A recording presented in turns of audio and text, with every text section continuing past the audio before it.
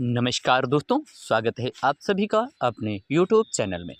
आज के इस वीडियो में हम देखने वाले हैं बायोलॉजी के बहुत ही महत्वपूर्ण प्रश्न, जो कि बोर्ड परीक्षा की दृष्टि से बहुत ही महत्वपूर्ण होने वाले हैं। तो चलिए दोस्तों, आज के इस वीडियो के अंत में एक क्वेश्चन दिया जाएगा, जिसका आप सभी को आंसर कमेंट बॉक्स में करना होगा। तो चलिए स्टार्ट करते हैं हम आज का पहला क्वेश्चन। पहला क्वेश्चन आपकी स्क्रीन पर दिया गया है कि निम्न में से लिंगी गुणसूत्र में होने वाला विकार है, यानी ऐसा कौन सा रोग है इसमें जो कि लिंगी गुणसूत्रों में उत्पन्न होता है। तो इस क्वेश्चन का सही आंसर हो जाएगा टर्नर सिंड्रोम। टर्नर सिंड्रोम में क्या होता है, इसमें 23वीं जोड़ी के गुणसूत्र में जो है ये विकार उत्पन्न होता है। तो इस क्वेश्चन का सही आंसर हो जाएगा option number B, Turner syndrome. बढ़ते हैं हम नेक्स्ट क्वेश्चन की ओर। अगला क्वेश्चन दिया गया है कि मेंडल का प्रायोगिक पौधा था, अर्थात मेंडल ने अपने प्रयोग के दौरान किस पौधे का चुनाव किया था, या इन्होंने किस पौधे पर अपना प्रयोग किए थे। तो इन्होंने जो है उद्यान मटर पर प्रयोग किया था। तो इस क्वेश्चन का सही आंसर हो जाएगा ऑप्शन नंबर बी, उद्यान मटर। बढ़ते हैं हम अगले क्वेश्चन की ओर। अगला क्वेश्चन दिया गया है कि प्रोटीन संश्लेषण के प्रारंभ हेतु प्रारंभिक को प्रकोष्ठ है, यानी प्रोटीन संश्लेषण की जब क्रिया प्रारंभ होती है तो उसके लिए उत्तरदायी कोड कौन सा होता है, यानी कोड कौन सा होता है। तो इसका सही जवाब हो जाएगा AUG। बाकी जो तीनों दिए गए हैं UGA, UAG या UAA, ये समापन कोडान होते हैं। तो इस क्वेश्चन का सही आंसर हो जाएगा ऑप्शन नंबर ए, AUG। बढ़ते हैं हम अगले क्वेश्चन की ओर। अगला क्वेश्चन आपकी स्क्रीन पर कुछ इस प्रकार से दिया गया है। क्वेश्चन है विषाणु का आनुवंशिक पदार्थ है। तो आनुवंशिक पदार्थ क्या होते हैं, ऐसे पदार्थ होते हैं जो कि लक्षणों को जो है एक पीढ़ी से दूसरी पीढ़ी में पहुंचाने का कार्य करते हैं। तो वायरस में कुछ वायरस ऐसे होते हैं जिनमें DNA होता है, कुछ वायरस ऐसे होते हैं जिनमें RNA होता है। तो इसका सही जवाब हो जाएगा DNA अथवा RNA। तो इस क्वेश्चन का सही आंसर ऑप्शन नंबर ए हो जाएगा। बढ़ते हैं अगले क्वेश्चन की ओर। अगला क्वेश्चन दिया गया है कि दोहरा निषेचन होता है। दोहरा निषेचन क्या होता है, किस प्रकार के पादपों में पाया जाता है।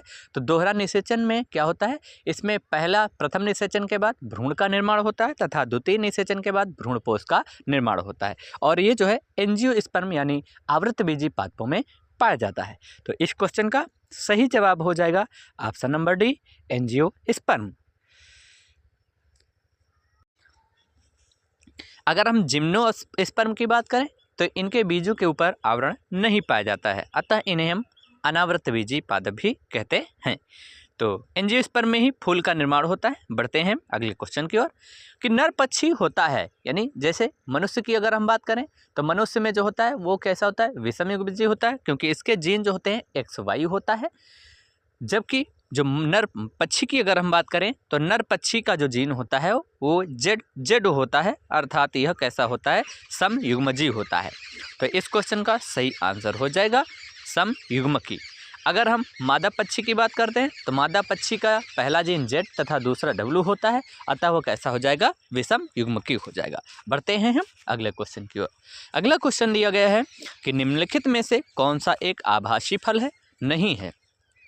आभासी फल क्या होते हैं, ऐसे फल जिनका या जिनकी उत्पत्ति अंडाशय से नहीं होती है, उन्हें हम आभासी फल कहते हैं। और इसमें जो आम है ये आभासी फल नहीं है, ये एक प्रकार का सत्य फल होता है।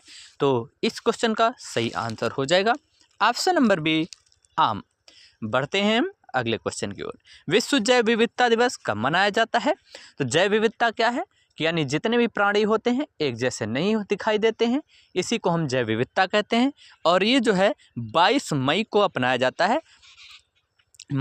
है। तो विश्व जैव विविधता दिवस 22 मई को अपनाया जाता है। तो इस क्वेश्चन का सही आंसर हो जाएगा ऑप्शन नंबर सी, 22 मई। बढ़ते हैं हम अगले क्वेश्चन की ओर। अगला क्वेश्चन दिया गया है कि मंगोलियाई जड़ता कहते हैं। मंगोलियाई जड़ता या फिर इसी को हम मंगोलियन इड्रियोसी कहते हैं। और यह जो है 21वीं जोड़ी के गुणसूत्र में उत्पन्न होने वाला विकार, यानी जिसे हम डाउन सिंड्रोम कहते हैं, उसे कहा जाता है। इसमें चेहरा जो है मंगोलों की भांति हो जाता है, इसीलिए इसे हम मंगोलियाई जड़ता के नाम से भी जानते हैं। तो इस क्वेश्चन का राइट आंसर हो जाएगा option number C, Down syndrome. बढ़ते हैं अगले क्वेश्चन की ओर। ये क्वेश्चन जो दिया गया है इसका आप सभी को सही आंसर देना है।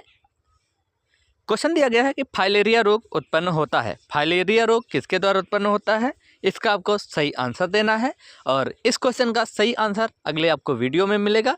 तो आशा करता हूं दोस्तों कि आपको वीडियो अच्छा लगा होगा। अगर आपको वीडियो अच्छा लगा है तो please like, share, comment and subscribe to our YouTube channel.